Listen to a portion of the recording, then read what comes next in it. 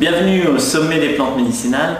Aujourd'hui, on accueille une sommité, on accueille une légende presque de l'aromathérapie. J'ai nommé Pierre Franco. Bonjour Pierre. Bonjour, merci du compliment. Il est tout à fait justifié. Pierre Franco, vous ne le connaissez peut-être pas si vous n'êtes pas habitué des ouvrages d'aromathérapie, mais si vous avez lu n'importe quel ouvrage d'aromathérapie, vous avez forcément vu son nom. C'est grâce à Pierre en fait qu'on connaît aujourd'hui l'utilisation du tea tree, l'arbre à thé ou encore de l'immortel et bien d'autres huiles essentielles. On ne va pas faire la liste là parce qu'il y en a tellement que ce serait hors de propos. Aujourd'hui, j'ai demandé à Pierre d'intervenir pour le sommet des plantes médicinales pour qu'il nous parle à la fois de la dimension biochimique et surtout pharmacologique, puisque c'est là où il a le plus œuvré pour l'aromathérapie, sur l'utilisation en fait de ces huiles essentielles, leur usage, leurs indications, comment elles fonctionnaient finalement en fait, quelle était leur action. Comment ça marche à l'intérieur. Voilà, comment ça marche à l'intérieur, tout simplement. Et puis même pour nous parler d'une aromathérapie plus moderne, plus contemporaine, mais on va le découvrir ensemble avec ce qu'on appelle les CO2 supercritiques. Donc, Pierre, est-ce que tu peux nous présenter en quelques mots, voilà, au-delà de ce que je viens de dire, voilà, sur ton travail sur la pharmacologie en particulier. Tout à fait, voilà. Alors, l'aromathérapie, comme vous le savez, est une thérapeutique, je dirais, donc extrêmement vieille, si j'ose dire, puisque les extraits aromatiques sont utilisés depuis des millénaires, à peu près depuis 5000 ans, il faut bien le dire. Voilà. Oui. Voilà. Alors bien sûr, la connaissance, je dirais, de ce que contiennent les huiles essentielles, puisque c'est dont elles qu'il s'agit, je dirais principalement, mais pas uniquement, est relativement récente, bien sûr. Voilà. Donc, l'aromathérapie, pour bien la définir, c'est une thérapeutique basée sur l'usage des huiles essentielles. Alors, huile essentielle au sens large du terme, puisqu'il y a plusieurs techniques possibles d'extraction. On peut considérer qu'il y a à peu près 10% des plantes de la planète qui sont aromatiques. Voilà, donc à peu près 800 000 plantes, ça fait déjà un bon peu. Ça fait, oui. Voilà. Un bon peu. Rien qu'en Inde, il y a à peu près 13 000 plantes aromatiques. On n'a pas encore tout exploré.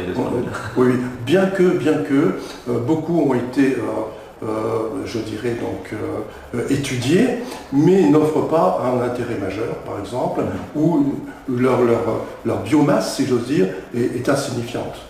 Voilà. Il n'y a pas suffisamment en fait, de matière pour développer une aromathérapie basée sur... voilà, sans qu'il y ait un risque en fait, d'extinction de l'espèce. Voilà. Bien que beaucoup de plantes aujourd'hui sont plutôt cultivées que récoltées à l'état sauvage. Ouais. Alors, ça c'est... Voilà. Bien. Donc, l'aromathérapie utilise les huiles essentielles comme principe actif. Bien. Alors, qu'est-ce que c'est qu'une huile essentielle? Eh bien, il faut d'abord remonter à la plante elle-même. Bon, les plantes sont aromatiques parce qu'elles synthétisent des petites molécules dans des organes spécialisés, voilà, que l'on peut voir dans les ouvrages. On voit très bien, lorsqu'on regarde une fleur de lavande au microscope, on s'aperçoit sur la surface des pétales, vous avez des sortes de petites poches rondes, de petites boules, et ces petites boules sont remplies d'un liquide qu'on appelle l'essence. Voilà. Et cette essence n'est pas née comme ça, parce qu'au pied de chacune de ces petites poches, vous avez des cellules spécialisées qui synthétisent un grand nombre de composants différents. Voilà. Par exemple, pour la lavande, le nombre de composants est énorme. Ça dépasse le millier de composants différents. Voilà. Ce qui montre un peu... Avec des proportions qui sont... Ah, bien sûr. Il y en a qui sont en très grande quantité, c'est ceux qui sont les plus... Tout à fait. Il y en a qui sont en traces, en mimétisimale. Voilà. Bien. Alors, nous avons donc ces plantes aromatiques qui possèdent des essences, et le but, c'est-à-dire comment on va récolter, capter ces essences pour les mettre en bouteille. Alors, le procédé le plus ancien, c'est la distillation à la vapeur d'eau, procédé qui est né il y a à peu près 5000 ans dans la vallée de l'Indus, avec les premiers alambics en terre, Voilà. D'ailleurs, on retourne, je ne sais pas, vous l'avez vu pour le vin, on retourne de plus en plus, je dirais, avec la terre. Hein. Voilà. Bon, mais le produit obtenu, je dirais, ne se, comment je veux dire, n'était pas encore une huile essentielle. C'était un peu un mélange hydrolat, huile essentielle. Oui, ce qu'on utilisait plus, c'était l'hydrolat. Donc l'hydrolat, c'est la partie aqueuse, c'est la partie qui a de l'eau. De la distillation. Je vais expliquer avec le procédé traditionnel. Voilà. Donc, alors ce procédé s'est fortement amélioré au fil des ans et aussi de passage de pays en pays, puisque finalement le procédé est arrivé en Iran. Voilà. Et en Iran, il a été bien développé à telle mesure qu'aujourd'hui, bon, les procédés actuels sont quasiment copiés sur ce qu'ils faisaient dans le temps. Oui. Voilà. Les heures de gloire de la médecine arabe. Tout à fait, avec Avicenne. Avec Avicenne. Avicenne, ouais, qui a été le premier à obtenir une huile essentielle de rose pure.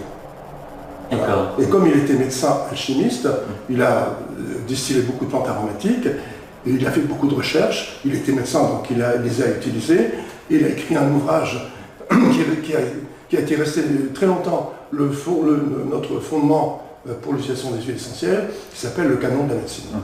Voilà. Alors, donc, ce procédé est utilisé aujourd'hui de façon industrielle. Qu'est-ce que c'est qu'un alambic? C'est une cuve dans laquelle on va mettre les plantes aromatiques et sous laquelle on va faire passer donc de la vapeur d'eau qui est produite à l'extérieur. Voilà. Cette vapeur va faire éclater les poches à essence. Voilà. L'essence est libérée, transformée, parce qu'il y a de la vapeur d'eau, en vapeur d'essence, et ces vapeurs sont entraînées, et ensuite elles passent dans un réfrigérant, elles sont condensées, et le retour à l'état liquide. Voilà. Et ce liquide que l'on obtient, ça s'appelle un distillat.